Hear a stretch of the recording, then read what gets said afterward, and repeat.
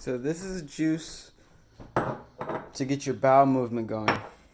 If you haven't had a bowel movement, if you want a bowel movement, or you just want to improve your bowel movements, this is the juice. So I'm going to show you how I prepare it. I'm going to start off with telling you what's in it, and let's get this shit cracking. Okay, so this is a juice that is going to give you a bowel movement, improved bowel movement, continuous bowel movement, and really it's because we're attacking the citrus. So we got here 3 navel oranges. I particularly like the navel oranges because it has a belly button. You know, there's many different types of oranges.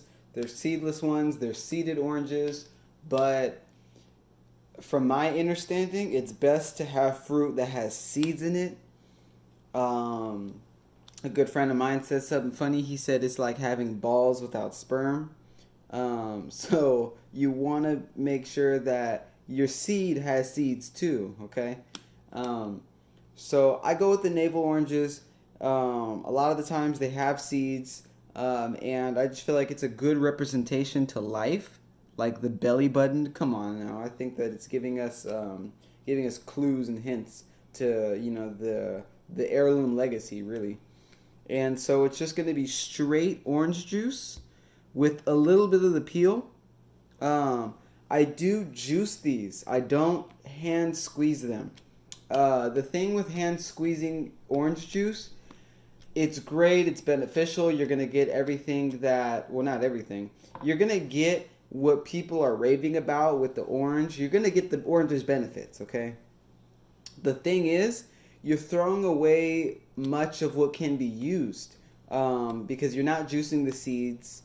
You're definitely not juicing the skin, and a lot of the flesh gets tossed out too.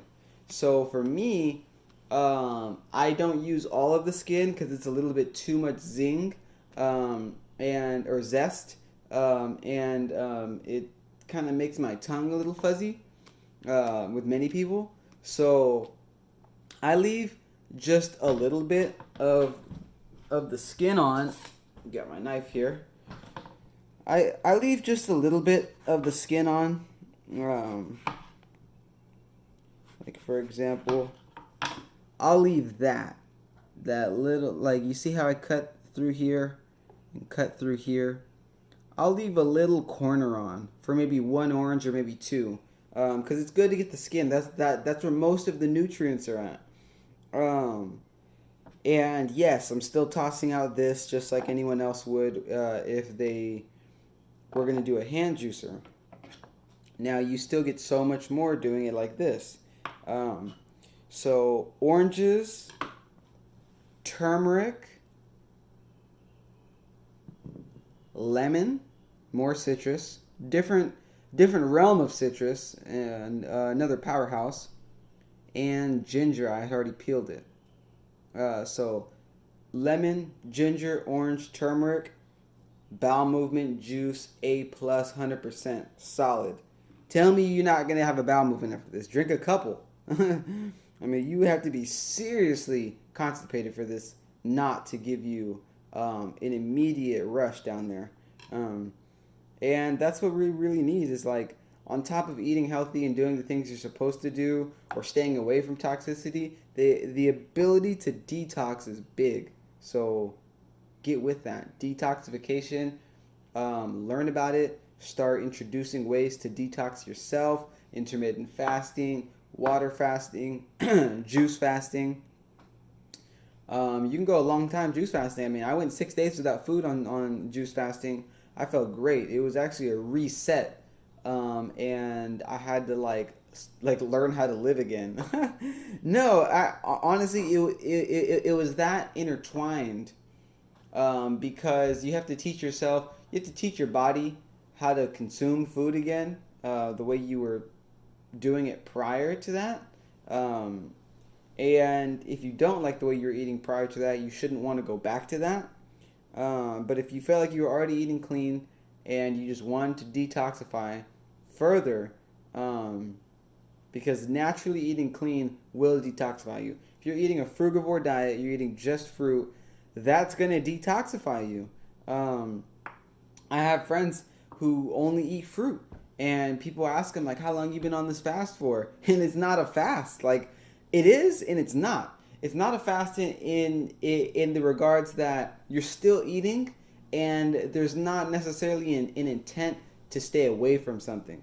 And it is a fast in the sense that, like, hey, like, most people can't just eat fruit, even though that's what God gave us and that's what's here on the planet in abundance. We could be overgrown with fruit if everybody had a couple plants, couple trees. We could be outdone with fruits and vegetables here.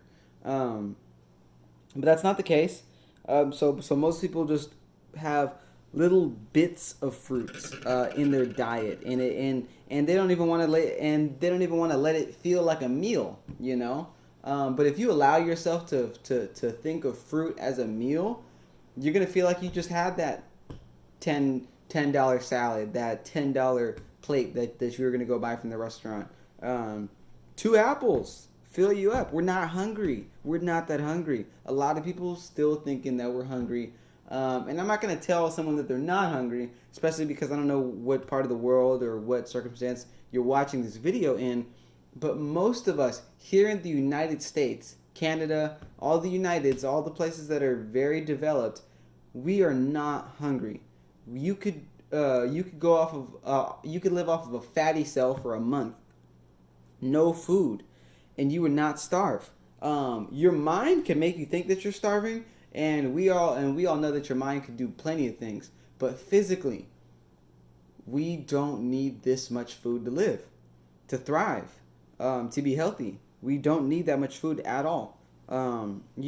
Cases of people living 6 months, 6 months off orange juice.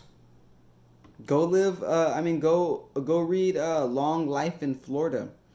Professor Hilton Hotema.